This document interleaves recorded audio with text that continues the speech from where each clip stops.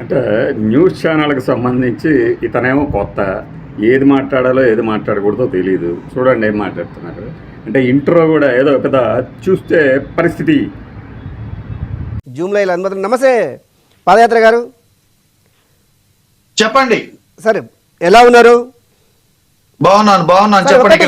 Power లేదు, కొద్దిగా మీరు డిమ్గా కనిపిస్తుంది. లైట్ తోటి మీకు అందుబాటులోకి వచ్చారు. థ్యాంక్ యూ అండి.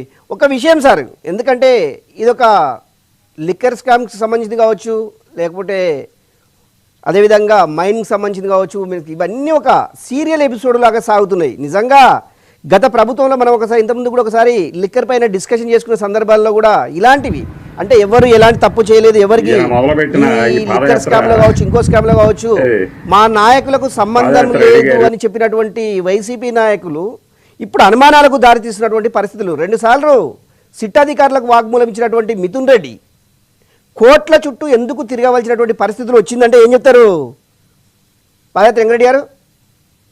ముందుగా సివిఆర్ న్యూస్ వీక్షకులకు, ప్యానెల్లో ఉన్న పెద్దలకు, రాష్ట్ర ప్రజలకు, మీకు శుభ సాయంత్రం.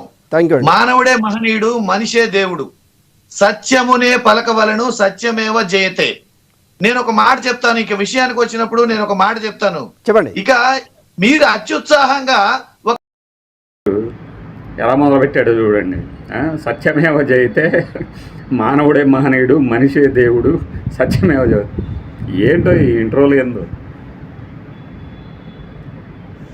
దమనకాండ, దౌర్జన్యం. ఒక ఛానల్ హోస్ట్ గా వ్యవహరిస్తున్న మీరు కోర్టులకు వెళ్ళడాన్ని కూడా తప్పుపడుతున్నారు అంటే చంద్రబాబు నాయుడు గారిని అరెస్ట్ చేస్తే ఆగండి, మీ వాదన విన్నాం, ఆగండి, మమ్మల్ని చెప్పనివ్వండి. ఇంకా ఒక విషయం మీ దృష్టికి ఒక విషయాన్ని తీసుకొస్తా. కోర్టులకు వెళ్ళడము తప్పు అంటే ప్రతి ఒక్కరు పోలీసులు కేసులు పెడితే కోర్టులకు వెళ్ళగా ప్రత్యామ్నాయం ఏముంటది? ప్రభుత్వం కోర్టులకు వెళ్ళడము తప్పు కాదు, కోర్టులకు వెళ్ళడాన్ని కూడా తప్పు బట్టి మాట్లాడుతున్నారు అంటే ఎంత దౌర్భాగ్యమైన, దౌర్జన్యకరమైన దమనకాండ ఈ రాష్ట్రంలో జరుగుతుందో చూడాల్సిన పరిస్థితి వస్తుంది. కోర్టులకు వెళ్ళడం, అమిత్ షా గారు కోర్టుకు వెళ్ళారు, ఇందిరాగాంధీ గారు కోర్టుకు వెళ్ళారు, మోడీ గారు కోర్టుకు వెళ్ళారు. కోర్టుకు వెళ్ళని నాయకులు ఈ దేశంలో అసలు ఎవరున్నారు? చంద్రబాబు నాయుడు గారు మాటలు వింటున్నారు కదా. ఒక విషయం మీ దృష్టికి తీసుకొస్తా. ఒక విషయం అంట యాంకర్ చంద్రబాబు నాయుడు గారిని అరెస్ట్ చేస్తే కోర్టుకి వెళ్ళి జగపతిరావు గారు నవ్వుకుంటున్నారు. అట్లానే ఇక్కడ ఒక మాట చెప్తాను వినండి.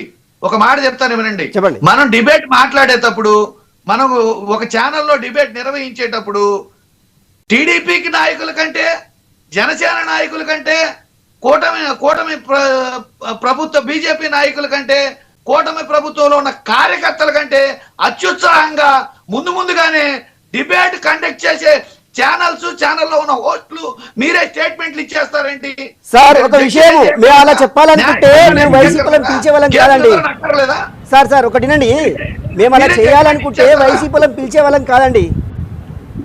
చెప్పండి, పర్లేదు, చెప్పండి.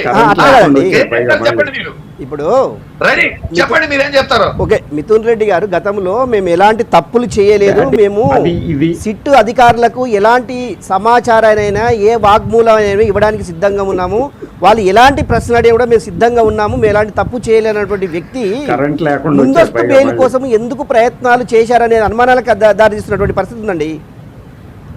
ఆల్రెడీ ఈ రాష్ట్రంలో అనేక అక్రమ కేసులు, అక్రమ అరెస్టులు జరిగినాయి. ఈ రాష్ట్రంలో అనేక అక్రమ కేసులు, అక్రమ అరెస్టులు జరిగినాయి కాబట్టి, జరుగుతున్నాయి కాబట్టి మీరు వివరణ అడిగి విచారణ అడిగితే విచారణకు సిద్ధం. కోర్టులో ముందస్తు బెయిల్కు పోవటం మన రాజ్యాంగంలో నేరమా? కొద్దిగా హోల్డ్ లో ఉండండి వెంకటేశ్వర గారు. చెప్పండి, ఎందుకు హోల్డ్ లో ఉండాలి అంటే మా దగ్గరకు వచ్చేసరికి, మేము వివరణ అడిగేసరికి మా ప్రశ్నలకి సమాధానాలు చెప్పి ప్రయత్నం చేద్దాం. శ్రీనివాస్ మన అనలిస్ట్ ఉండండి, చెప్తాడు సమాధానం చెప్తాడు. ఒక నిమిషం మీరు హోల్డ్ లో ఉండండి ప్లీజ్. న్యాయస్థానానికి వెళ్ళే శ్రీనివాస్ గారు, వెళ్ళడం నమస్తే అండి. మీరు ఏ ధైర్యంతో న్యాయస్థానానికి వెళ్ళడానికి క్వశ్చన్ చేస్తున్నారు? శ్రీనివాస్ గారు నమస్తే. చెప్పండి, కూటమి ప్రభుత్వ నాయకుల కంటే కార్యకర్తల కంటే no no no no no అధినేతల కంటే శ్రీనివాసరావు గారు ఎంతో ఉత్సాహంగా కాదు కాదు కాదు ఆ పదప్రయోగాలు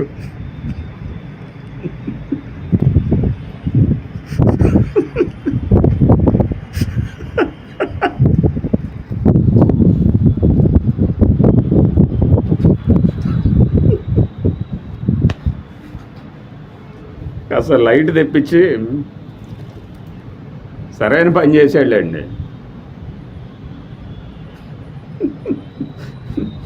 చివరికి వచ్చేసరికి ఇంకా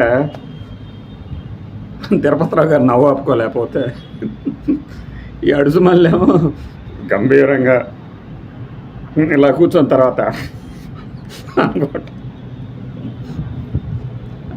అంటే ఇప్పుడు ఈ యాంకరు హోల్డ్లో ఉండండి అంటే చివరిలో మేము ఎందుకు హోల్డ్లో ఉండాలి, మేము ఎందుకు హోల్డ్లో ఉండాలి.